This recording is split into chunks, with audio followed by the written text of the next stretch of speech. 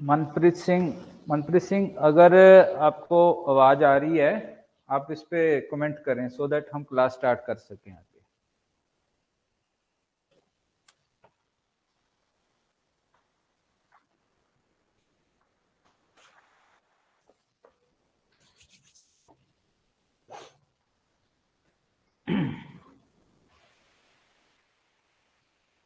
हाँ जी, ठीक है जी मनप्रीत। तो स्टूडेंट्स, जो हमारा टॉपिक चल रहा है इकोनॉमिक इश्यूज, उसके ऊपर ही हम चलेंगे। उस पे पहले इसको रब कर लें।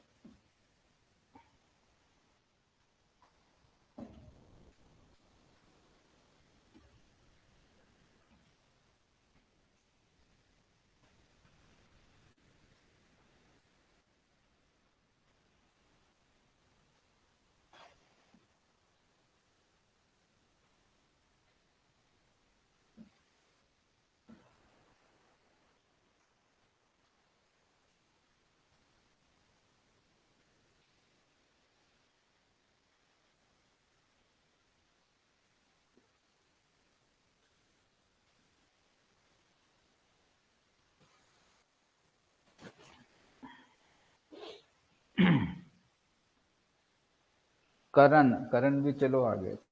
चलो।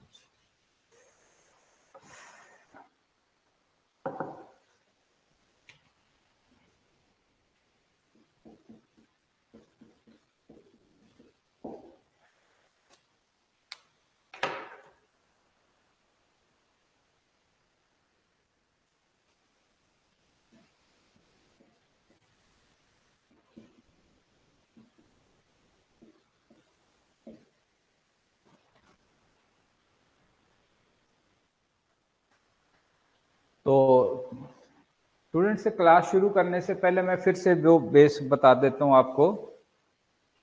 जितने भी PSSB या पंजाब पब्लिक सर्विस कमीशन के जितने भी पेपर होते हैं, इससे अलावा और भी आप पंजाब के जैसे पंजाब पुलिस या और भी कुछ जो भी क्लरिकल पेपर किसी भी डिपार्टमेंट से अगर कंडक्ट हो रहे हैं, वैसे तो यही है कि आपको PSSB ये कंडक्ट करती है, इनसे पेपर होते हैं। उनका सिलेबस जनरल स्टडीज का सेम है, सिर्फ वेटेज जो है वो अलग अलग हो जाती है। किसी पेपर में उसको 100 मार्क्स का, किसी में 40 मार्क्स का। अगर आपका टेक्निकल पेपर है, जेई का पेपर है, तो उसमें उसके अकॉर्डिंग वेटेज कम हो जाती है, पर सिलेबस सेम रहता है। दैट मीन्स जो अभी हम कर रहे हैं वो पंजाब के सभी जितने भी एग्जाम्स कंडक्ट होंगे उनके लिए ये एक इम्पॉर्टेंट टॉपिक्स हैं, उनको करने का तरीका जो है इस यहाँ पे आएगा। ठीक, तो जितने भी मैंने पहले जो लेक्चर में आपको 9 टॉपिक्स बताए थे, जिसमें 8 टॉपिक्स हैं और एक करंट अफेयर आता है, तो उन्हीं टॉपिक्स के ऊपर आपको क्वेश्चंस आएंगे और उन्हीं टॉपिक्स को हम डायरेक्ट यहाँ पे डील कर रहे हैं।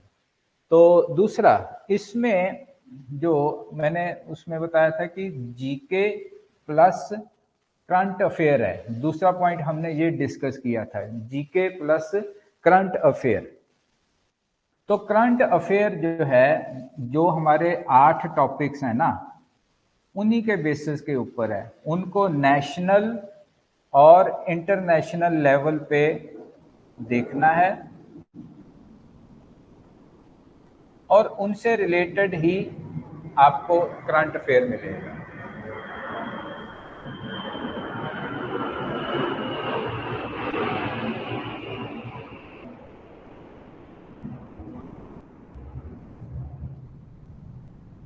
यहाँ पे मैं ये नहीं डिस्कस करूंगा कि कौन से टॉपिक्स हैं, वो पिछले वीडियो में डिस्कस कर लिए हैं कि कौन से टॉपिक्स हैं। 8 टॉपिक्स और प्लस एक करंट अफेयर इन्हीं के ऊपर आ जाएगा। इनको जीके को जो करने का एक है कि इसको अब हमें मिलता है जनरली कि अगर हम पंजाब स्कूल एजुकेशन बोर्ड या एनसीईआरटी की बुक्स फॉलो कर रहे हैं, तो बेसिकली यहाँ पे क्योंकि पंजाब का एग्जाम है तो हम पंजाब स्कूल एजुकेशन बोर्ड को फॉलो करते हैं। टेक्निकली ये एनसीईआरटी सेम ही है, पर इसमें पंजाब स्कूल एजुकेशन बोर्ड में पंजाब के पॉइंट ऑफ व्यू से भी इंफॉर्मेशन है, तो उससे ये हमारे लिए एक इम्पॉर्टेंट हो जाता है कि हम पीएसईबी को फॉलो करें। इसके लिए इसमें दो कैटेगरीज में आपको बुक मिलेंगी, एक है 6th 7th और 8th, दूसरा है 9th एंड 10th। तो अगर तो आपको कुछ मतलब आप कह सकते हो कि मैंने बेसिक्स क्लियर नहीं है या अच्छे से नहीं पढ़ा, आप इसको 6, 7, 8 को पढ़ोगे। पर यहाँ पे आपको लगता है कि अब मेरे बेसिक्स क्लियर हैं, तो जितने भी इकोनॉमिक इश्यूज की बात होती है या इन्वायरमेंटल इश्यूज की बात होती है, उनके लिए ये 9th और 10th पढ़ना जरूरी है, क्योंकि इसी बेस के ऊपर वो इश्यूज डेवलप किए गए हैं या डिस्कस किए गए हैं। इस तरह से दो तरह से आप बुक्स को पढ़ोगे। 6, 7, 8 अगर आपको लगता है कि मेरी इंफॉर्मेशन या मेरी नॉलेज अच्छी नहीं है तो एक बार पढ़ लो, बहुत ज्यादा टाइम नहीं लगता, क्लास में भी हम डिस्कस करते चले जाएंगे। फिर आप दूसरा है कि अब 9th 10th पढ़ना है, इतनी ही जनरल स्टडीज में हमें जरूरत पड़ती है और सफिशिएंट है, इनमें से हम मोर और लेस सारे क्वेश्चन कर जाते हैं। इसके अलावा जो फिर इन 8 टॉपिक्स के बेस्ड के ऊपर जो कुछ करंट अफेयर बनते हैं उनको ही आप पढ़ो। न्यूज़पेपर पढ़ो, न्यूज़पेपर में इनसे रिलेटेड कोई इंफॉर्मेशन आती है वो करो। बाकी जब हम क्लास लगाएंगे करंट अफेयर में तो इन्हीं टॉपिक्स के आधार पे जो पिछले 6 महीने के टॉपिक्स होंगे, मतलब इसमें करंट अफेयर में आएंगे मेन पॉइंट, उनको हम डिस्कस कर लेंगे तो वो सारा कवर हो जाता है। इसलिए करंट अफेयर हमेशा लास्ट में किया जाता है, एग्जाम से नजदीक जब चले जाते हैं तो पिछले कंटेंट्स को हम उसको कर लेते हैं। तो इस तरह से अब आपको ये ध्यान रखना है कि जो ये क्लास चल रही है इस जनरल स्टडीज की, जनरल साइंस की, ये सभी एग्जाम्स के लिए है। ऐसा नहीं है कि किसी एक पर्टिकुलर एग्जाम के लिए। इनमें पंजाब के सारे एग्जाम्स सारे के सारे एक ही सिलेबस के साथ हैं, वेटेज अलग अलग है, सिर्फ वो किसी में 10 मार्क्स है, किसी में 20, जैसे कुछ आ जाएगा तो आप अपने हिसाब से उसको करोगे। ओके, गगन भी आए हैं जी, चलो जी। तो इस तरह से आपको ये सारे का सारा बेनिफिटेड है, ये सारे की कोई भी एग्जाम करोगे उसमें ये सारे आएंगे। इसका मतलब आपको इन पे ध्यान देना है, जैसे जिस तरीके से मैं आपको बताता जा रहा हूँ, क्लास में हम डिस्कस करेंगे। अच्छा, ये बुक्स कहाँ से मिलेंगी? पंजाब स्कूल एजुकेशन बोर्ड की बुक्स कहाँ से मिलेंगी? आप वैसे भी परचेज कर सकते हो, पर आप अगर इनकी वेबसाइट पे जाओगे ना, पंजाब स्कूल एजुकेशन बोर्ड की वेबसाइट के ऊपर, तो वहां के ऊपर आपको पीडीएफ मिल जाती है बुक्स की। ठीक है, आपने क्योंकि आपने जैसे 6, 7, 8 की पढ़नी है तो कोई ऐसे पंजाब परचेज करने की जरूरत नहीं, आप पीडीएफ पढ़ लोगे एक बार। छोटे बच्चों की पीडीएफ है, आराम से समझ आ जाती है और सब कुछ हमें अच्छे से समझ आ जाता है। दूसरा, जो क्लास नोट्स हैं जो मैं बोर्ड पे लिखता हूँ ना, क्लास नोट्स, वो एज इट इज आप नोट करो, क्योंकि वो इंपॉर्टेंट पॉइंट्स होते हैं। पर जब आप आज तो नोट कर लिया, पर ये जब आप 1 महीने बाद देखोगे तो बहुत सी बातें मिस हो जाती हैं। जहाँ आपने कोर्स पूरा हो गया, अब आप एग्जाम देना चाहते हो, तो आप इसके साथ पंजाब स्कूल एजुकेशन बोर्ड की बुक भी पढ़ा करो। जब रिवीजन करनी है, रिवीजन में ये दोनों आएंगे। जब आप क्लास नोट्स को रिवाइज करोगे तो आपको आइडिया हो जाएगा कि क्लास में कैसे पढ़ाया था, और पंजाब स्कूल एजुकेशन बोर्ड की बुक को दोबारा से पढ़ोगे तो उससे और भी इंफॉर्मेशन जो आपको क्लैरिटी में हो जाती है। कई बार आपको लगता है कि क्लास में ये इंफॉर्मेशन नहीं थी, पर आप बुक में है और आपको चाहिए, तो उसको अपने नोट्स में ऐड कर लो। कुछ छोटी छोटी इंफॉर्मेशन कई बार होती है, हम क्लास में कई बार नहीं उसको करते, पर आपको अगर लगता है आप उसको यूज कर लो, आप अपने नोट्स में ऐड कर लो। तो हर 2 महीने में, हर 2 मंथ में या हर 1 मंथ में ले लो आप, ईच मंथ आप इसमें गो थ्रू हो जाओ। हर मंथ, अगर आपका हर मंथ पेपर है तो आप हर मंथ ये बुक्स भी पढ़ोगे, क्लास नोट्स भी। अगर नहीं पेपर है तो हर मंथ आप इनको गो थ्रू होते चले जाओगे। बड़ा 6, 7, 8 को पढ़ने में ज्यादा टाइम नहीं लगता, हमें सिर्फ एसएसटी की ही बुक पढ़नी है। ऐसा नहीं कि हमने सारा कुछ पढ़ना है, SST की ही बुक पढ़नी है, उसी से सारा कवर हो जाता है। पॉलिटिकल हमारा कवर हो जाता है, इकोनॉमिक्स कवर हो जाता है। बेसिकली 6, 7, 8 तक तो इकोनॉमिक्स है भी नहीं, तो हिस्ट्री कवर हो जाती है, ज्योग्राफी कवर हो जाती है, जो जो इन्वायरमेंट कवर हो जाता है, तो जो जो टॉपिक आपको लगते हैं वो कवर हो जाते हैं। सारे करने की भी जरूरत नहीं होती। जैसे आपको ज्योग्राफी नहीं है तो ज्योग्राफी मत पढ़ो, उसमें सिर्फ आप 7th स्टैंडर्ड में जाओगे तो इन्वायरमेंट से रिलेटेड आपको इंफॉर्मेशन है उसको पढ़ो, इससे ज्यादा आपको करने की जरूरत नहीं है। तो आपका ये फर्स्ट पॉइंट ये है यहाँ तक। तो दूसरा एक आज हम जो करेंगे इकोनॉमिक इश्यूज के ऊपर, कल हमने किया था लैंड के डिस्ट्रीब्यूशन, सॉरी लैंड थी जो इनडिस्ट्रक्टिबिलिटी ऑफ लैंड, तो वो भी एक इकोनॉमिक इशू के तरह से हमने डिस्कस किया था कि कैसे इकोनॉमिक इशू बनता है। वो इशू है पंजाब का, तो इशू है ही। दूसरा है डिस्ट्रीब्यूशन ऑफ लैंड। अब इस ये इशू देखें हम, दूसरा इशू जो है डिस्ट्रीब्यूशन ऑफ लैंड, जो लैंड डिस्ट्रीब्यूट है कि किस किसान के पास कितनी है, उसके ऊपर भी बन जाता है amongst the farmers, amongst the farmers. क्या इसका भी कोई इशू बनता है कि किसी के पास ज्यादा जमीन है, किसी के पास कम जमीन है, तो इस तरह से कोई क्या इशू बन सकता है? हाँ जी, ये भी एक इशू बनता है।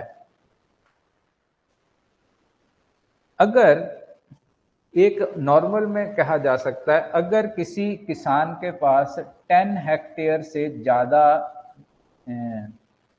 जमीन है, मोर देन दिस, तो वो किसान अपना जो मॉडर्नाइजेशन है उसको इजीली एक्सेप्ट कर सकता है।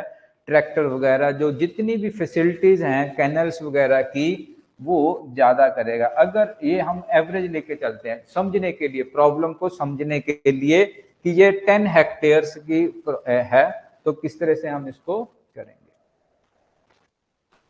ओके, 10 हेक्टेयर, तो दैट मीन्स अगर इसको आप रिच रिच तो नहीं कहेंगे, जो कि आप कहोगे कि जो मॉडर्न इक्विपमेंट्स को farmers that can avail modern farming.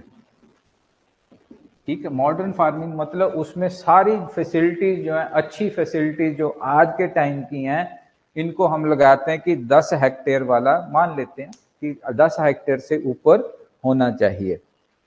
पर अब अगर इंडिया की बात करें तो इंडिया के बात में लगभग हर फार्मर के पास 2 से 3 हेक्टेयर ही है,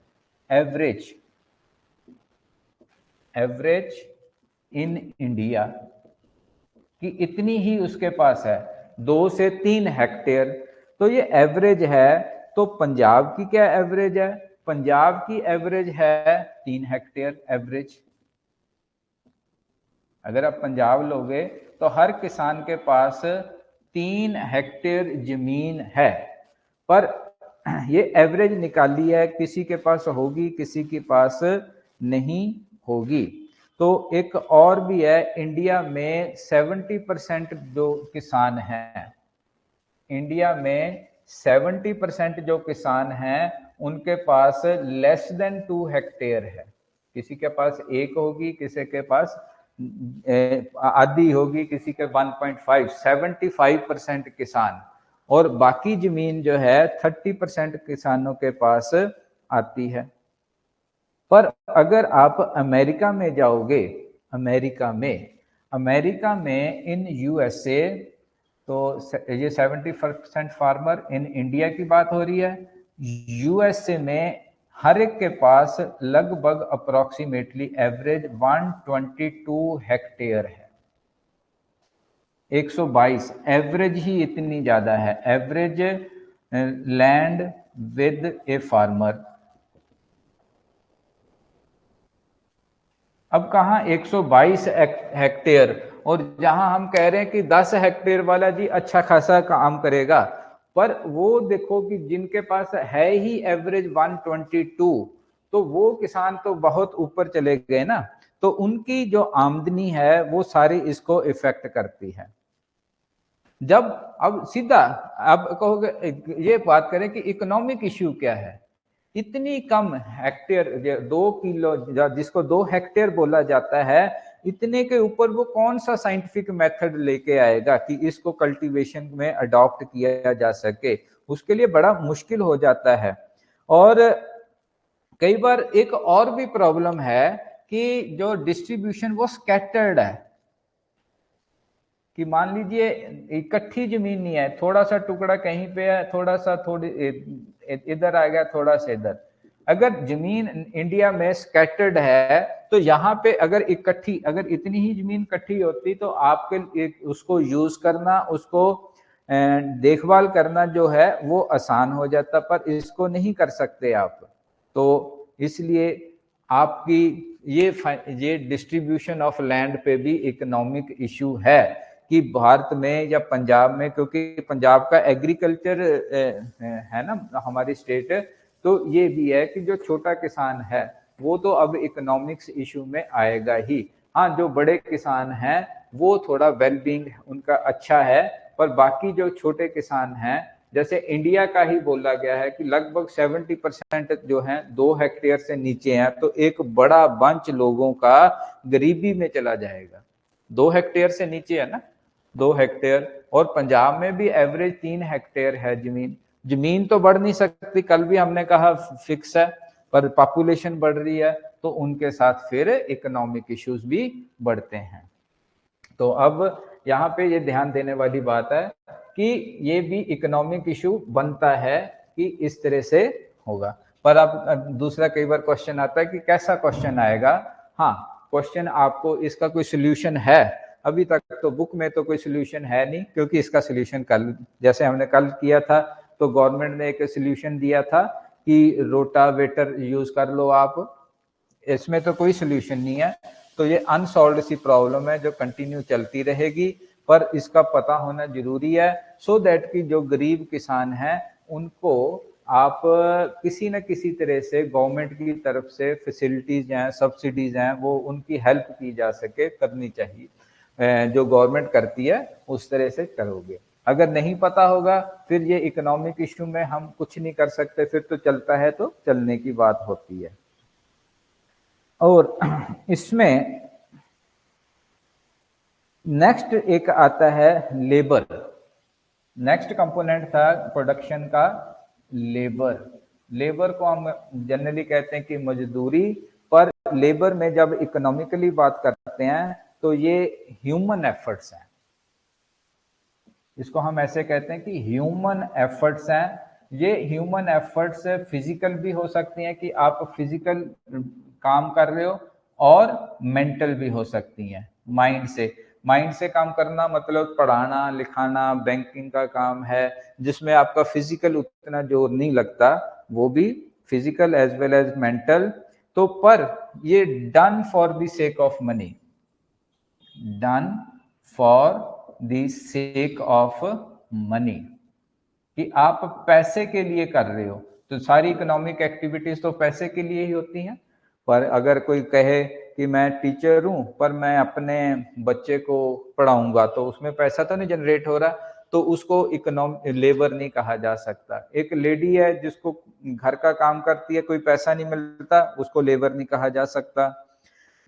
एक नर्स है, वो हॉस्पिटल में किसी की संभाल कर रही है, उसके ठीक है, पर अगर आप फैमिली में ही किसी की संभाल कर रही है तो उसको फिर लेबर नहीं कहा जाता इकोनॉमिकली। तो लेबर जो है ना, इसको एक बड़ा ही एक्टिव फैक्टर है। जितने भी प्रोडक्शन के 4 फैक्टर थे उनमें से ओनली एक्टिव फैक्टर ये है लेबर का, प्रोडक्शन का। लैंड कहो, इससे लैंड से थोड़ा कुछ एक्टिवेशन है ना, लैंड से तो वो एक फिक्स सा है, जितनी फिक्स है उसी को आप ऑप्टिमाइजली यूज करोगे। दूसरा, लेबर की सप्लाई आप इंक्रीज और डिक्रीज कर सकते हो। तो इसमें चेंज इन सप्लाई हो सकती है। आपको ज़्यादा लेबर चाहिए तो ज़्यादा, कम है तो कम कर सकते हो आप रिक्वायरमेंट के अकॉर्डिंग। और in India it is abundance. Bharat में जो पॉपुलेशन ज़्यादा है, दोनों तरह की लेबर, फिजिकल काम करने वाली अबंडेंस में है इन इंडिया। उसका रीज़न क्या है कि यहाँ पे लोग ही बहुत ज़्यादा हैं। जैसे कनाडा है, कनाडा में इन लेबर चाहिए उनको। लेबर का मतलब ये नहीं कि हम इसको लोअर काम कह रहे हैं, लेबर चाहिए दोनों कामों के लिए, फिजिकल और मेंटल कामों के लिए। तो उनको मंगवाने पड़ते हैं कि इंडिया से आ जाओ, माइग्रेट होके यहाँ पे आ जाओ। पर यहाँ इंडिया में कोई जरूरत नहीं है, इतने लोग हैं, एक पोस्ट निकलती है उसके पीछे 10,000 लोग फॉर्म फिल करते, ज्यादा ही भरते हैं, इतनी बेरोजगारी है। तो अवेलेबल है अबंडेंस में। ऐसा नहीं कि उनके पास स्किल नहीं है, स्किल वाले लोग भी अवेलेबल हो जाते हैं, कम पैसे पे अवेलेबल हो जाते हैं। फिर लेबर को आप कैन बी सोल्ड और बाय। ठीक है, आप क्या कहते हो कि मैं ये काम कर सकता हूं, तो आप उसकी पेमेंट रख देते हो कि इतनी, अगर कोई मेरे को इतनी पेमेंट देगा तो मैं कर सकता हूं, तो बेचा भी जा सकता है, बाय खरीदा भी जा सकता है पैसे से। लेबर मोबाइल है, मूवमेंट कर सकती है, जमीन मोबाइल नहीं है। यहाँ से लेबर ले गए आप जैसे बिहार से आई है, वो कहाँ से मूव करके अमृतसर में किसी गांव में जाके काम कर रही है, फिर वापस चली जाती है। तो इस तरह से ये, पर अब इसमें भी अब देखेंगे कि लेबर तो हम बात कर रहे हैं, क्या इसमें भी कोई इकोनॉमिक इश्यू छुपे हुए हैं?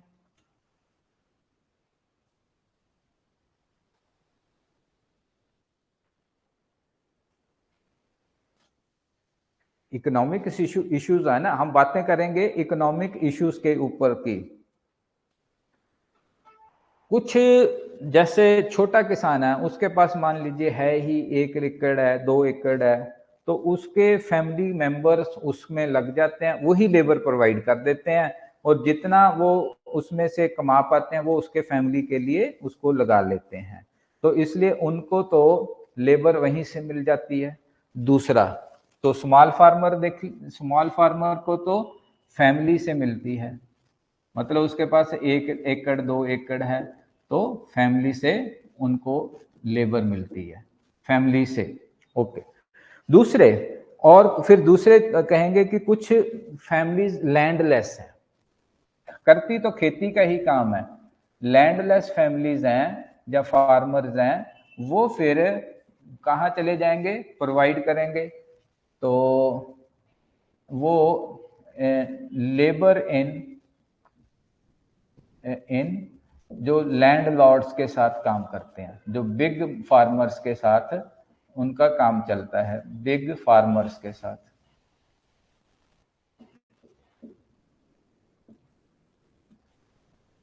ठीक है, तो इस तरह से हमें जब ये करेंगे तो हमें पता चलेगा कि जो किसान है, एक, क्योंकि पंजाब के एग्रीकल्चर से ले रहे हैं ना, किसान में कैसे लोग काम कर रहे हैं, कोई हर हर जो किसान है वो लैंड लॉर्ड नहीं है। अगर एवरेज 3 है तो उसमें अगर इंडिया के हिसाब से देखें तो मेजॉरिटी जो जमीन है वो 30% किसानों के पास ही है, बाकी 70% तो 2-3 से हैं। तो उनमें से बहुत से लोग जो ऐसे भी हैं जो लैंडलेस फार्मर हैं, काम उनको इसका ही करना है पर दूसरा नहीं करते। तो दो तरह से आगे यहाँ से हमें जो लेबर प्रोवाइड होती है, तो यहाँ से प्रोविजन ऑफ लेबर कहेंगे, प्रोविजन ऑफ लेबर कहाँ से आएगा, कौन प्रोवाइड करेगा, तो स्मॉल फार्मर के लिए तो फैमिली ही है, लैंडलेस के लिए फार्मर्स जो है वो प्रोवाइड करते हैं लेबर्स को बड़े फार्मर्स के पास जाके वहां पे। पर एक दूसरा और भी है, वो है माइग्रेंट लेबर्स आती हैं, माइग्रेंट लेबर्स पंजाब में आती हैं, यूपी बिहार इन इलाकों से आती हैं, यूपी और बिहार मेन है। तो यहाँ से वो माइग्रेंट लेबर्स आएंगी और वो अपना काम करती हैं और चली जाती हैं, तो वो लेबर प्रोवाइड, वो इनका सीजनल होता है कि सीजन में आएंगी, उसमें काम करके वापस चली जाती हैं। कुछ टेम्परेरी, ऐसा तो है नहीं कि सारा साल के लिए, कुछ रखे जाते हैं, पर बाकी मेजॉरिटी जो है वो चली जाती हैं। इनको पेमेंट कैसे होती है? पेमेंट के दो तरीके हैं जो किसान करते हैं। एक तो उनको फाइनेंशियली पेमेंट कर दिया जाए पैसे से, दूसरा खेती बाड़ी में भी, कि जैसे खेती बाड़ी में राइस चावल में कुछ दे दिया जाए उनको उसके में, तो उस तरह से भी किया जाता है। तो अब प्रॉब्लम क्या है? ये जो माइग्रेंट्स तो वापस चले गए, जितना कमाना 2 महीने आपने राइस लगाने हैं, आए लगाए और सीजन खत्म हो गया चले गए। तो 1-2 महीने में ये अपने हिसाब से, क्योंकि इन्होंने यूपी बिहार जाना है, वहां पे उनके स्टेटस के हिसाब से कुछ पैसे मिल जाते हैं। जैसे इंडिया में पंजाब वाले कनाडा जाते हैं तो वहां पे वो देखते हैं कि यहाँ रुपीज मिलने थे, वहां पे मुझे डॉलर्स मिल गए हैं। इसी तरीके से ये लोग भी आते हैं, ये कहते हैं, माइग्रेंट कहते हैं कि वहां शायद इनकी गरीबी है, जब कम पैसे मिलने थे, पंजाब से कुछ 2 महीने पैसे लगाए हैं, 10-20 हजार जो भी कमा के लेके जा रहे हैं, ज्यादा कमा के लेके जा रहे हैं, तो वहां पे इनको थोड़ी हेल्प होती है, ये चले गए। स्मॉल फार्मर जो था वो गरीब था, वो अपनी फैमिली के लिए ही कर सका है। पर जो लैंडलेस फार्मर और स्मॉल फार्मर्स बाकी क्या करते हैं, फिर इनको इकोनॉमिकली अपने आप को सरवाइव कराने के लिए कोई जाके चौकीदार लग जाता है, कोई रिक्शा पुलर है, इस तरह से छोटे छोटे काम भी ये फिर करने पड़ते हैं। रिक्शा पुलर है, और क्या करेगा, गरीब आदमी है, तो जो मतलब आप समझ सकते हो कि रिक्शा पुलर है, हॉकर्स है, लेबरर्स हैं, बाकी टाइम पे ये वो भी करते हैं। तो ये उन लोगों से फार्मर या ये ऐसे, ये एक पर्टिकुलर कम्युनिटी की बात नहीं हो रही है, ये बात हो रही है उनके साथ फार्मिंग के ऊपर डिपेंडेंट लोगों की, जो फार्मिंग के ऊपर डिपेंडेंट हैं उनके। तो इस तरह से ये इनका सारा चलता है। तो ये इसको हम इकोनॉमिक इशू की तरह देखते हैं।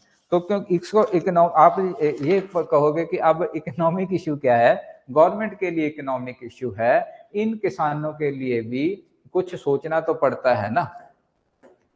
कुछ जो पॉलिसीज हैं कि गरीबी है, इनको निकालना है, गवर्नमेंट को वेलफेयर के लिए इनको भी सोचना पड़ता है।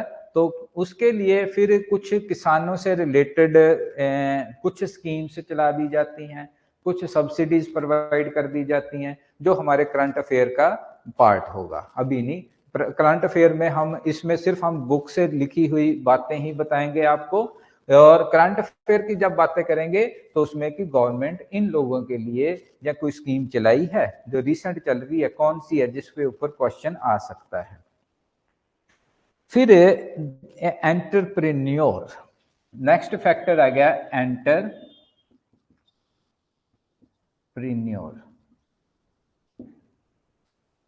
उद्यमी, उद्यम करने वाला। फैक्ट्री लगाता है वो कहता है मैं एंटरप्रेन्योर हूं।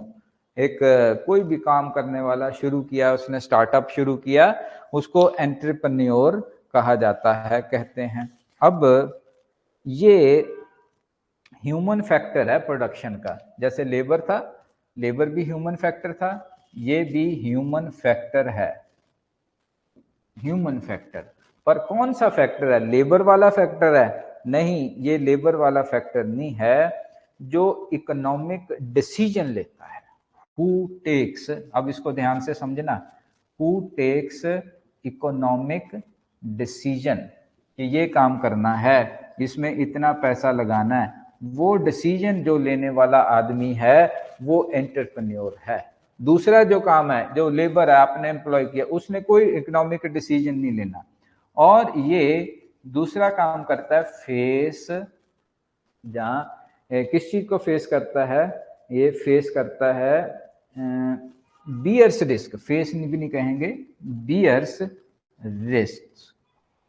किसी भी काम को, फैक्ट्री लगानी है, चलेगी नहीं चलेगी, कैसे पैसे का अरेंज करना है, कैसे आगे उसको लगाना है, वो सारे एंटरप्रेन्योर के काम होते हैं, वो दूसरा नहीं कोई कर सकता। उसको जो लेबर है वो उसको पेमेंट करनी है, सारा करना जो जिसके सिर के ऊपर है, मालिक जिसको कहा जाता है। जैसे हम कहें ना कि खेत में काम कर रहे हैं, तो खेत वाले काम किया, अब उन्होंने 2-4 दिन जितना काम करने के बाद अब वो जिसकी वेट करते हैं वो एंटरप्रेन्योर है। वो किसकी वेट करते हैं? जिससे पैसा मिलने वाला है। मालिक की, कि मालिक जी ये मेरा काम, मैंने काम कर दिया, अब आप इसको पैसा दो। तो अब ये एंटरप्रेन्योर आप भी अगर बन सकते हो, जो जितने भी हैं। हाँ जी, कौन कौन है जी ऑनलाइन? मनप्रीत सिंह, मनप्रीत, गुरपाल जीत कुमार, तो गगन बाहर हो गई, चलो जी। तो एंटरप्रेन्योर आप भी बन सकते हो, ऐसा नहीं, कोई कोई भी बन सकता है इसमें, ये नहीं बनना वो नहीं बनना, पर आपको इसमें ध्यान रखना कि आप इकोनॉमिक डिसीजन लेने वाले और रिस्क बियर करने वाले आदमी हो जाओगे इसमें। तो आप जब भी शुरू करोगे, आपका मोटिव क्या है? आप प्रॉफिट मोटिव से ही शुरू करोगे एंटरप्रेन्योर। अगर जन कल्याण के लिए कर रहे हो तो आप एंटरप्रेन्योर नहीं हो, आप काम कर रहे हो पर उसमें आपका प्रॉफिट नहीं आ रहा। दूसरा, रिस्क बियरिंग, ये आपने लिखी, नोट हो ही गया है, प्रॉफिट मोटिव भी आ गया है इसमें। फिर आप दूसरे 3 मेथड कंबाइन करोगे। कंबाइन किसको करोगे? 3 और हैं, लैंड, कैपिटल और लेबर, इन तीनों को अरेंज करोगे तब काम चलेगा इसके कॉम्बिनेशन के साथ। ठीक है, तो इस तरह से एक एग्रीकल्चर किसान का रोल भी कई बार हम कह सकते हैं वो एंटरप्रेन्योर ही है। ओके, अब यहाँ पे प्रॉब्लम क्या है? एंटरप्रेन्योर पे सरकार क्या कहती है कि ये इकोनॉमिक इश्यूज हैं। यस, यहाँ पे भी तो इकोनॉमिक इश्यूज हैं। जो आदमी एंटरप्रेन्योरशिप करता है, उद्यम करता है, कोई फैक्ट्री लगाता है, काम करता है, गवर्नमेंट उसके लिए भी बहुत सी स्कीम्स बनाती है कि यहाँ पे हमारे यहाँ पे फैक्ट्री लगाओ, यहाँ पे ये बिजली इससे रेट सस्ते रेट पे दे देंगे, जहाँ हम प्लॉट में अच्छे से आपको मतलब सस्ते रेटों पे दे देंगे, सब्सिडीज देंगे और बहुत सारे इसमें आपको बेनिफिट देंगे। तो गवर्नमेंट के लिए ये भी इकोनॉमिक इश्यूज है कि इनके लिए, एंटरप्रेन्योर्स के लिए भी कुछ ना कुछ काम करना है। ओके, अब नेक्स्ट हम बात करें कि marketing, marketing of farm products. खेती की बात कर रहे हैं यहाँ पे सारा, marketing, markets of farm product.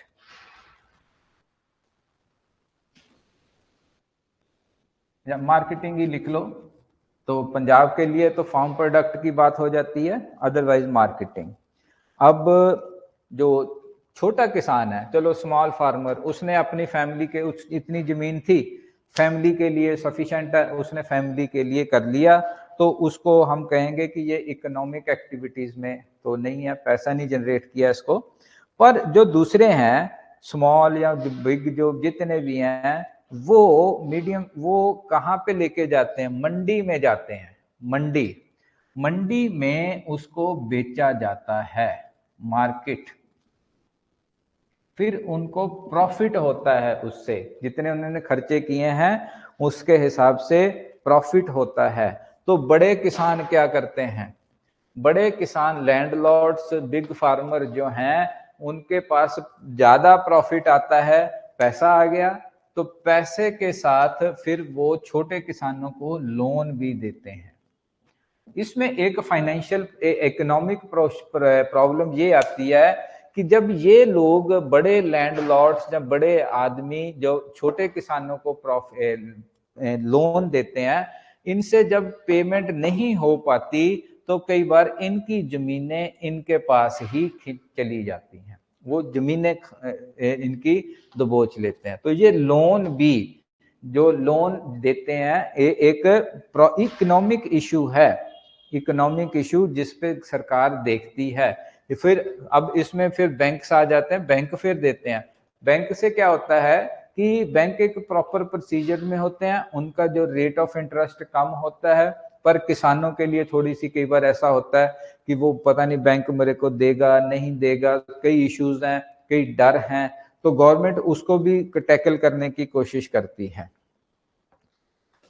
तो दूसरा, एक तो ये सेविंग से उसने लोन दिया है, सेविंग की जो भी उसने सेविंग, दूसरा ये बड़ा किसान है तो वो लोन के साथ साथ उसने जो अपने नेक्स्ट के खर्चे भी हैं, सीड्स या दूसरे आगे मशीन्स के ऊपर खर्चे हैं, वो भी उसने करने होते हैं, वो भी उसके इसी सेविंग से इम्प्रूवमेंट करता है, इम्प्रूवमेंट में जाता है कि आगे जो एग्रीकल्चर होगी उसके लिए भी वो इसी से काम निकालता है। क्योंकि अगर देखें तो इसने भी तो कहीं से बैंक से थोड़ा लेना है, जो अपनी सेविंग है उसी से एग्रीकल्चर आगे चलानी है।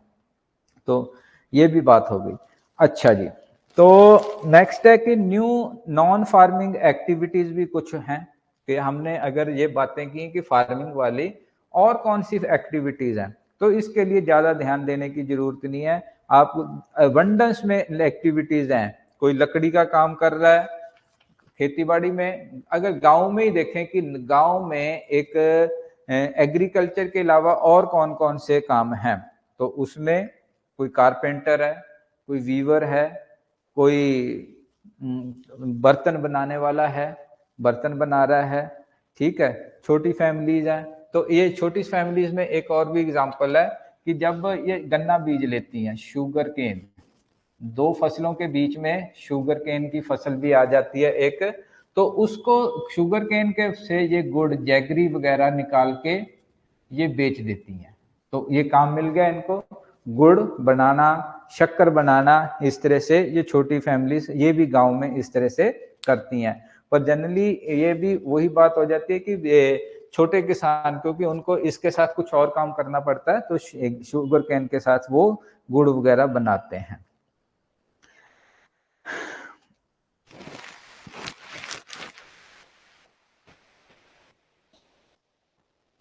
जो नॉन फार्मिंग सेक्टर है, अगर हम कहें गांव की बात करें तो वो बहुत बड़ा सेक्टर नहीं है, छोटे छोटे काम है, और आजकल के टाइम में हम देखेंगे वो काम और कम होते जा रहे हैं। किसी ने दुकान खोली है क्योंकि अब शहरों के साथ लिंक होने लग गया है, तो अब और कम होते जा रहे हैं। पर अगर रूरल एरियाज की बात करें, रूरल एरियाज में बात करें कि रूरल एरिया में ये कौन कौन से काम आएंगे, तो उसमें आता है कि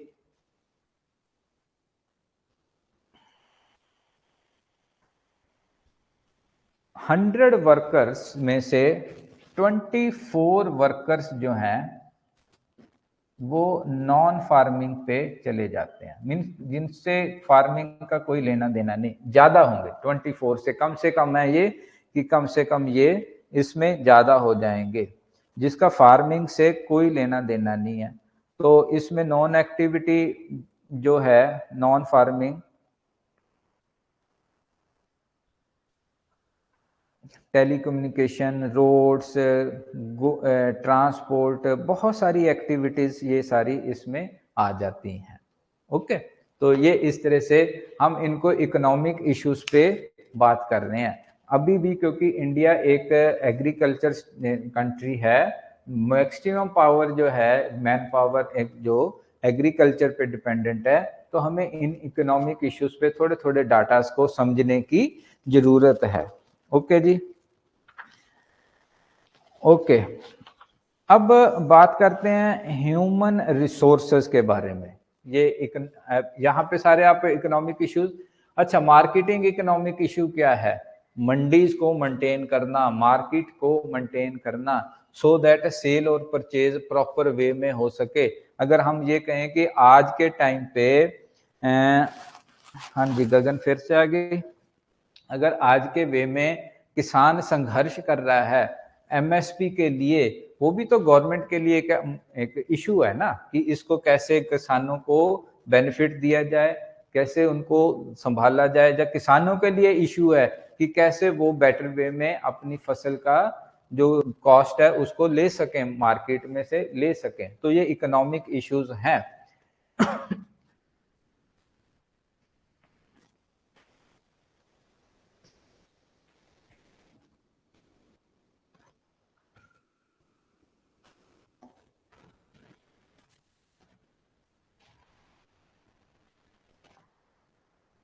ओके जी, अब ह्यूमन रिसोर्सेस पे बात करें। ह्यूमन रिसोर्सेस समझ ही गए हैं, जैसे लेबर था वो भी ह्यूमन रिसोर्स ही है। एंटरप्रेन्योर्स जो आते हैं वो भी ह्यूमन ही हैं। तो अब ह्यूमन रिसोर्सेस पे बात करें।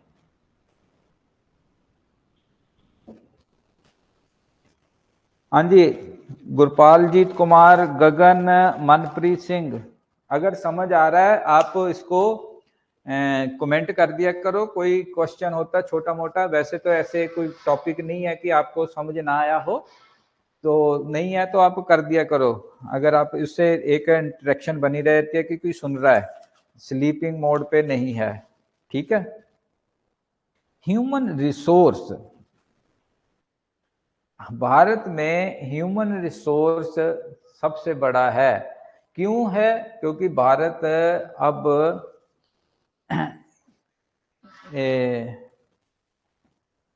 चाइना के बाद एक सबसे बड़ी पॉपुलेशन लेके बैठा है। ठीक है जी, मनप्रीत को नो डाउट। ओके जी, समझो बस इसको ध्यान से। ठीक, ये जनरल स्टडीज है ना, जनरल स्टडीज एक, आप मैं सीधा सा कहूं तो गप्पे मारने वाला सब्जेक्ट है। गप्पे मारते हुए हमें कुछ आसपास के इश्यूज को डिस्कस करना है, और जब हम न्यूज़पेपर पढ़ेंगे तो उससे हमें उसके बारे में थोड़ी सी डिटेल्ड इंफॉर्मेशन, जो कंसाइज इंफॉर्मेशन है वो भी मिल जाती है, क्यों क्या चीज याद रखनी है कैसे नहीं। तो अब यहाँ पे हम बात करते हैं कि इंडिया में ग्रीन रेवोल्यूशन आई, पंजाब में उसका पार्ट था। ये 1960s के आसपास शुरू हो गई थी, गवर्नमेंट का इनिशिएटिव था। जब ग्रीन रेवोल्यूशन का मतलब था कि अब ज्यादा नॉलेज इंट्रोड्यूस की गई, नॉलेज बेस्ड, ग्रेटर नॉलेज ये इंट्रोड्यूस की। किस में? फार्मिंग सेक्टर में, एग्रीकल्चर सेक्टर में। तो किस वे में कि एक मॉडर्न जो इम्प्रूव्ड टेक्नोलॉजी थी, टू इम्प्रूव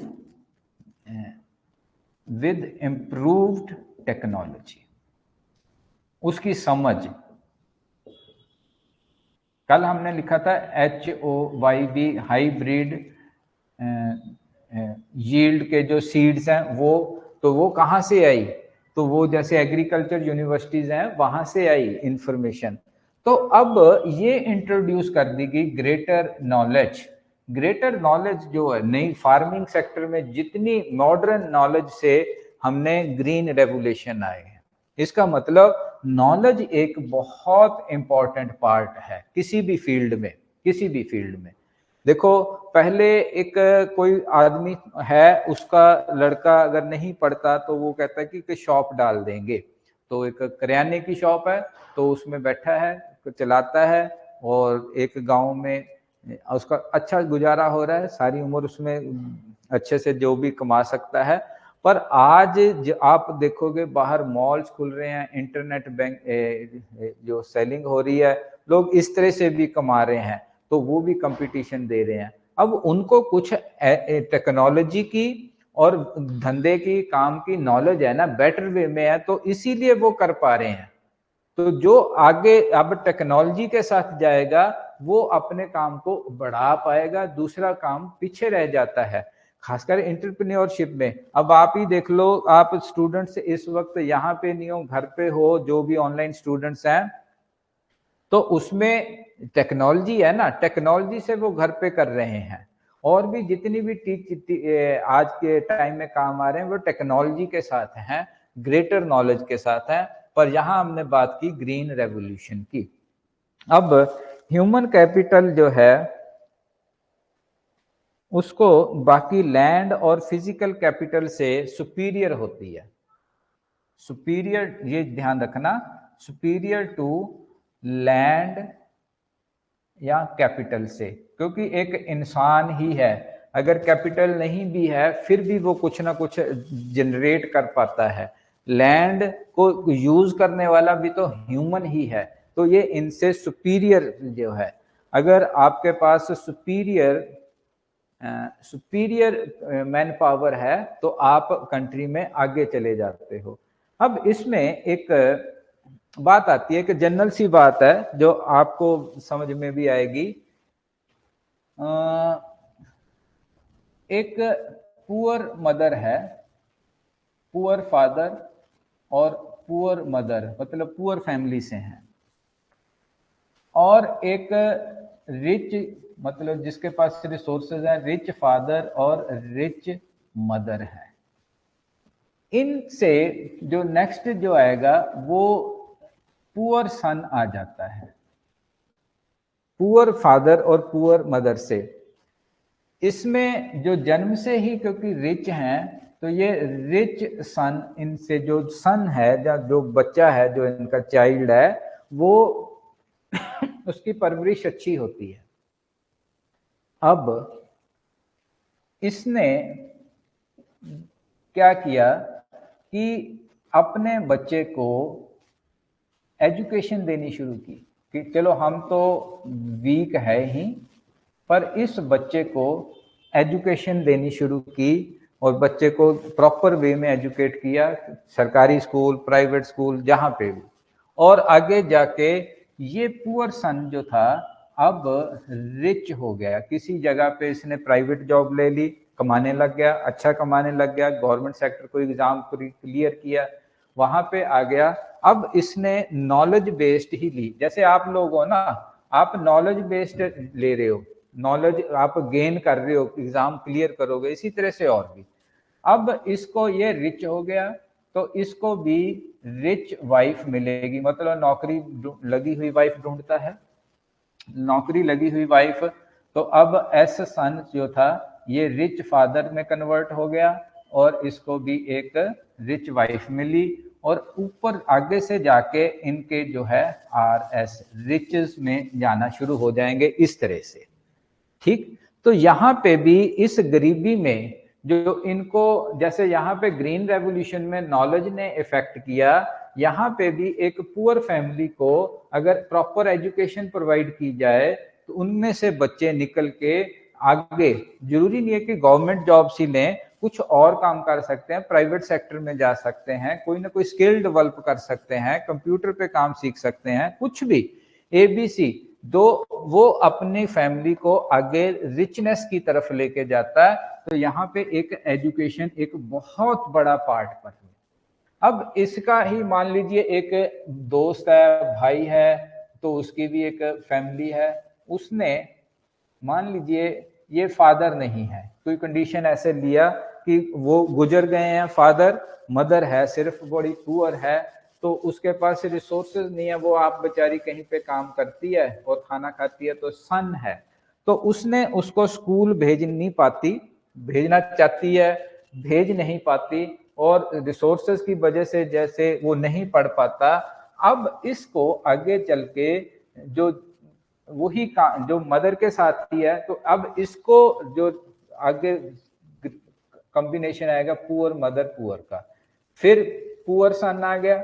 अगर ये किसी वजह से यहाँ पे जैसे रीजन था कि पुअर फादर है, अब यहाँ पे पुअर फादर का मतलब, फादर का ना होने का मतलब रिसोर्सेज की कमी क्या है, यहाँ पे फिर से रिसोर्सेज की कमी है, और फिर से ये आगे जाएंगे, ये उसी साइकिल में चलते जाएंगे पुअरनेस का। सिर्फ एक पार्ट ऐसा ऐड होगा एजुकेशन का, जो कहीं पे भी ऐड होगा किसी जनरेशन में, जो इनको आगे लेके जाएगा। तो हम जनरली इसको कहते हैं ना स्कूल एजुकेशन। आजकल बहुत सी ऐसी स्कीम्स हैं, जैसे SC/ST लड़कियों के लिए फ्री एजुकेशन है, या और गरीब परिवारों के लिए फ्री एजुकेशन है, इकोनॉमिकल वीकर सेक्शन के लिए कुछ प्रोविजंस हैं, सीट्स का प्रोविजन है। हम उनको शॉर्ट टर्म में कहते हैं कि शायद पता नहीं क्या नहीं होगा, पर कहीं पे भी वो एजुकेशन लेके आगे जाती हैं तो वो रिचनेस की तरफ जाते हैं। तो ह्यूमन रिसोर्स का में एजुकेशन एक बहुत बड़ा रोल प्ले करती है। इसलिए चाहे हमें नौकरी मिलती है नहीं मिलती वो एक पार्ट है, हमें नौकरी मिलनी ना मिलनी एक बात, पर एजुकेटेड होना, आपको एजुकेशन लेना एक दूसरा पार्ट है, वो आपकी फैमिली के लिए, क्योंकि आप जो भी काम करोगे, एक एजुकेटेड किसान है वो आप खेती बाड़ी को एक अलग ढंग से सोचेगा, एजुकेटेड एंटरप्रेन्योर है, कोई शॉप चला रहा है, वो उसको एक अलग ढंग से सोचेगा, ठीक है, तो उसमें इंप्रूवमेंट से करेगा। अब ये बात आ गई। अच्छा जी, फिर ये एजुकेशन, इसको हमने यहाँ पे देखा, ह्यूमन रिसोर्स को अगर डेवलप करना है, अब केरल में सबसे ज्यादा लिटरेसी रेट है, वहां की जो डेवलपमेंट है वो कुछ और होगी, मतलब सोशल लाइफ भी कुछ और हो जाएगी। अब वहां पे जैसे हम कहते हैं कि फीमेल फिटिसाइड है वो सबसे कम है, वहां पे 1000 के पीछे 1072 फीमेल्स हैं, मतलब वीमेन्स हैं। और दूसरे स्टेट्स ले लो, हरियाणा ले लो, पंजाब ले लो, जहां पे एजुकेशन उस लेवल पे नहीं है, बाकी स्टेट से जैसे काफी अच्छी है, फिर भी तो फीमेल फिटिसाइड से रहता है, पर आगे आगे इसको भी खत्म किया जा रहा है। ये 2000 के बाद पंजाब में 2000 तक काफी ज्यादा हो गया था गैप, जो थी सेक्स रेशियो काफी नीचे गिर गई थी, पर अब 2000 के बाद इस जो अभी तक जो 2011 में इंप्रूवमेंट हो गई थी, पर अब 23 चल रहा है, 24 चल रहा है, और इंप्रूवमेंट हो चुकी होगी, पर अभी डाटा आया नहीं है, वो आएगा। अच्छा, अब ह्यूमन रिसोर्स एक्टिविटीज कौन सी करते हैं, तो दो ही एक्टिविटीज होती हैं। पहली है इकोनॉमिक एक्टिविटी, तो अब हम इसको डिफाइन नहीं करेंगे क्योंकि हम कर चुके हैं कि पैसा कमाने के लिए। दूसरी है non economic activity,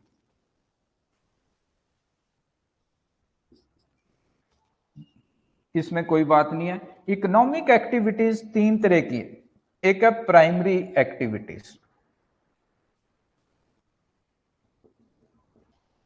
primary activities जो आती हैं उसमें सारा जैसे खेती बाड़ी, मतलब प्राइमरी सोर्स के ऊपर ही चले जाना, खेती करनी है, ठीक है, माइनिंग है, ये सारा खेती बाड़ी करना, मतलब फसल उगाना, पोल्ट्री फार्म, फिशिंग, माइनिंग, जंगल फॉरेस्ट्री कहते हैं, ग्रेजिंग, पशु चराना, शिकार करना, हंटिंग, इस तरह के सारे काम जो है प्राइमरी एक्टिविटीज में आ जाते हैं। और दूसरा है सेकेंडरी। सेकेंडरी जो है कि यहाँ पे जो प्राइमरी एक्टिविटी से आया, मान ले प्राइमरी में गन्ना उगा लिया, ये होगी प्राइमरी एक्टिविटी, और उस गन्ने से गुड़ बनाया, ये होगी सेकेंडरी एक्टिविटी। गुड़ बनाने के एक आपने काम शुरू किया, गुड़ शक्कर बनानी शुरू की, चीनी, तो जो प्राइमरी एक्टिविटी बेस्ड दूसरे प्रोडक्ट्स बनते हैं उनके बेसिस के, प्राइमरी एक्टिविटीज के बेसिस के ऊपर, उनको सेकेंडरी एक्टिविटीज कहा जाता है। जब हम इंडस्ट्री पढ़ेंगे उसमें भी एक प्राइमरी इंडस्ट्री है। प्राइमरी इंडस्ट्री जैसे स्टील, लोहा मतलब माइनिंग जिसको कहते हैं, उसके ऊपर फिर स्टील इंडस्ट्री, फिर स्टील के बाद जो जितनी इंडस्ट्री उस स्टील से चलने, कार बनाने वाले के लिए मशीन्स बनती हैं, सब जिसका भी बेस, तो वो सेकेंडरी एक्टिविटीज हो जाती हैं। तो इसमें ये सारे के सारे ध्यान रखना है कि प्राइमरी एक्टिविटीज पे ही है। तीसरे नंबर पे आ जाता है टर्शरी एक्टिविटीज, इनको सर्विस सेक्टर कहते हैं। टर्शरी एक्टिविटीज तो ये कहेंगे हम, जैसे बैंकिंग है, टीचिंग है, पुलिस है, डॉक्टर्स हैं, मेडिकल्स हैं, ये सर्विस प्रोवाइड करते हैं। ये कम्युनिकेशन जो है ये सारे का सारा टर्शरी में आ गया। टूरिज्म आ गया, education, health, insurance, banking, communication, transport, ये मतलब इनका इससे डायरेक्ट कोई लेना देना नहीं है, कुछ नहीं, ठीक। ये है सीधा सोर्स के ऊपर काम करने वाले, उस सोर्स से जो प्रोडक्ट डेवलप हुआ उसके ऊपर काम करने वाले सेकेंडरी एक्टिविटीज हैं। ये टर्शरी में सारे के सारे सर्विस प्रोवाइडर ही होते हैं। अच्छा, दूसरा, अब नॉन एक्टिविटीज जो हैं, जो इसके बारे में भी सीधी है, इसको भी समझाने की कोई जरूरत नहीं है कि आप वो काम कर रहे हो अगर कि जिससे कोई पैसा नहीं कमाया जा सकता, देन दैट इज ये आ जाता है कि नॉन इकोनॉमिक एक्टिविटीज। पर अब विमेन की बात करेंगे इकोनॉमिक्स पॉइंट ऑफ व्यू से कि उनके हालात कैसे हैं। यहाँ पे इकोनॉमिक और नॉन इकोनॉमिक एक्टिविटीज क्या कर रही हैं विमेन, उनकी बात करेंगे।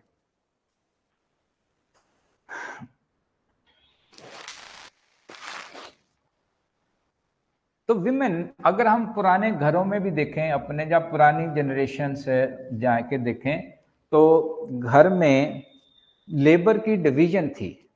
कि लेबर की डिवीजन क्या थी कि आदमी जो है वो घर का बाहर का काम करेगा, पैसा कमा के लाएगा, और विमेन जो है वो घर के काम, जिनको डोमेस्टिक कोर्स कहते हैं, वो करेंगी।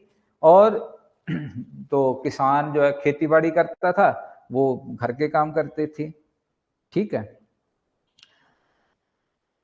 तो एक लेडी है, लेडी फीमेल कोई भी ले लो, XYZ, ठीक है, मदर है, उसने अब घर पे ही काम करती रही। पर उसकी जो डॉटर है उन्होंने पढ़ाया, फादर और मदर ने उसको पढ़ाया। अब जो डॉटर है वो कहीं पे कोई ऑफिसर लग गई है, कहीं जॉब करने लग गई है। अब इसकी जब जहाँ पे मैरिज हो गई तो डॉटर की सन इन लॉ जो इनका है, जो मैरिज हो गई, तो इसको हम कहें, इसके आगे आएंगे तो फादर मदर, ये दोनों फादर मदर हैं, इनकी आगे जनरेशन इस तरह से। तो जब उसकी इसकी लाइफ, जो मदर की लाइफ और डॉटर की लाइफ में जमीन आसमान का फर्क हो जाएगा। क्योंकि अब ये जो मदर है, ये सारा ये भी सारा दिन काम करती थी, ये पर कहां पे काम करती थी, नॉन इकोनॉमिक एक्टिविटीज में काम करती थी। घर का बर्तन साफ करने, झाड़ू लगाना, ये ठीक है। तो अगर कोई मान लो आज भी कोई घरों में काम करने के लिए लेडीज आती हैं, वो अपने घर में काम करती हैं, झाड़ू लगाती हैं नहीं, पर किसी के घर में, चंडीगढ़ में किसी में घर में लगाती हैं, तो एक घर में झाड़ू लगाने के उसको 2-2.5 हजार रुपये कुछ मिल जाता है। तो वो 2-2.5 हजार अब वो इकोनॉमिक एक्टिविटीज में चला गया। घर में झाड़ू लगाने की बजाय अगर आप लोगों के घर में झाड़ू लगाते हो, अपने बच्चे को पढ़ाने की बजाय आप लोगों को पढ़ाते हो, बच्चों को पढ़ाते हो, वो इकोनॉमिक एक्टिविटीज, उससे जनरेट क्या होगा, इकोनॉमिक बेनिफिट्स होते हैं, प्रॉफिट जनरेट होता है। तो इस तरह से जो विमेन हैं वो उनकी हालात जो थे, जैसे जैसे वो इन नॉन इकोनॉमिक एक्टिविटीज से बाहर आई हैं, सोचना शुरू किया है इकोनॉमिक एक्टिविटीज में, तब उनके हालातों में सुधार है। जैसे मैंने पहले यहाँ पे सुधार किया, एजुकेशन, एक फैमिली में, किसी में, ह्यूमन पावर में एजुकेशन, विमेन का यहाँ स्पेशल लिया गया है। अगर विमेन कैरियर ओरिएंटेड हैं तो वो समाज के लिए मतलब कुछ जनरेट करती हैं और कैरियर ओरिएंटेड कैरियर बनाती हैं। अदरवाइज अगर विमेन कैरियर नहीं है तो वो काम तो नॉन इकोनॉमिक एक्टिविटीज कर रही है, पर उसको फाइनेंशियली किसी पे डिपेंडेंट होना पड़ता है, हाथ फैलाना पड़ता है। अगर वही पढ़ के लिख के कोई कैरियर बना लिया है, अब वही लेडी जो है पैसे जनरेट करती है, फैमिली की भी सपोर्ट करती है और अपनी फैमिली को आगे वो भी रिचनेस में लेके जाएगी। तो 2 पॉइंट आज हम लेक्चर खत्म कर रहे हैं। 2 पॉइंट लाइफ में आप सीखने वाले हैं इकोनॉमिक्स से। इकोनॉमिक्स, एजुकेशन अच्छी होनी चाहिए, अपनी भी, अपने आगे बच्चों की भी एजुकेशन अच्छी होनी चाहिए। शुरू से ही आप बताओ कि एजुकेशन, ऐसा नहीं कि नौकरी तो मिलेगी ही, पर अच्छी एजुकेशन वाले अच्छी नौकरी लेके जाएंगे। और दूसरा, जो लड़कियां हैं, विमेन जितनी कैरियर ओरिएंटेड होंगी, क्योंकि लड़कों पे प्रेशर होता है कि कैरियर बनाना ही पड़ता है।